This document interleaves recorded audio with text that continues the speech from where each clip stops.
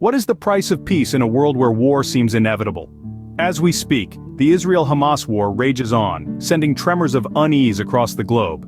Major airlines, including American Airlines, United Airlines, and Lufthansa, have suspended flights to and from Tel Aviv's Ben Gurion Airport. The Federal Aviation Administration has urged for caution when traversing the Israeli airspace, a clear indicator of the severity of the situation. Israeli Prime Minister Benjamin Netanyahu has declared a state of war, triggering a series of retaliatory attacks that have only escalated the conflict. The world, once bystanders, now find themselves drawn into the fray as the war disrupts global travel and instills a sense of fear and uncertainty. With the world watching, one can't help but wonder, how is this conflict affecting us all? To understand the present, we delve into the past. In the autumn of 2023, the world watched as the conflict between Israel and Hamas escalated dramatically. The spark that ignited this wave of violence was Hamas's rocket launches into Israel and the infiltration of Israeli territory. This aggressive act led to Israeli Prime Minister Benjamin Netanyahu declaring a state of war, a dire proclamation that marked the beginning of a new chapter in this long-standing conflict. In response to the Hamas's actions, Israel launched retaliatory attacks, a move which further heightened the tensions and plunged the region into deeper turmoil. One of the significant impacts of this war was felt in the aviation industry.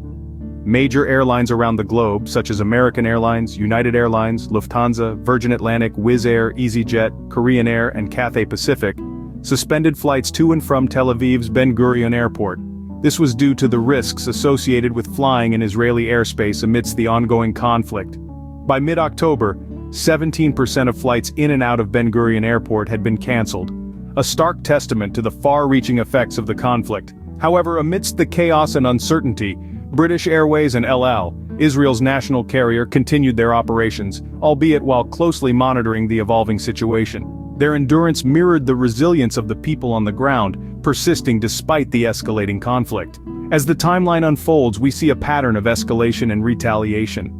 The Israel-Hamas war has not only impacted those directly involved, but has also sent ripples across the globe, affecting various sectors and causing widespread concern. As we continue to explore this conflict, it's crucial to consider the broader implications and the pursuit of a resolution for the sake of peace.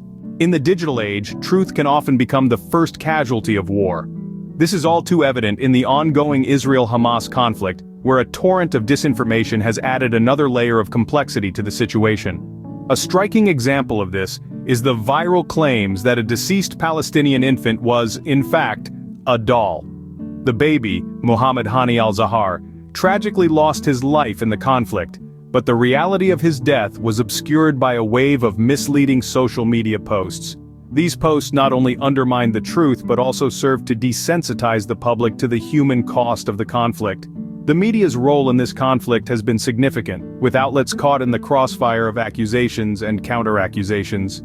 The unchecked spread of manipulated images and unchecked claims has led to an unprecedented flood of disinformation, muddying the waters of truth and casting a long shadow of doubt over the reality of the situation. This distortion of truth has real-world consequences, shaping perceptions and influencing decisions, often to the detriment of those most affected by the conflict. When the lines between fact and fiction blur, the impact on public perception is profound.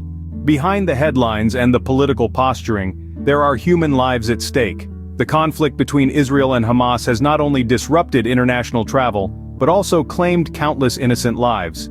The Israel Defense Forces report that 700 Israelis have died, with over 1,500 wounded.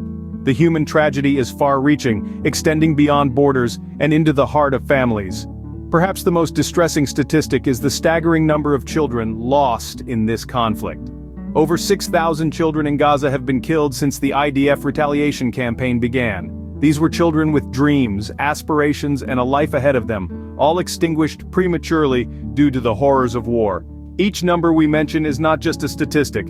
It represents a person, a life, a story. It represents dreams unfulfilled, families torn apart, and futures erased.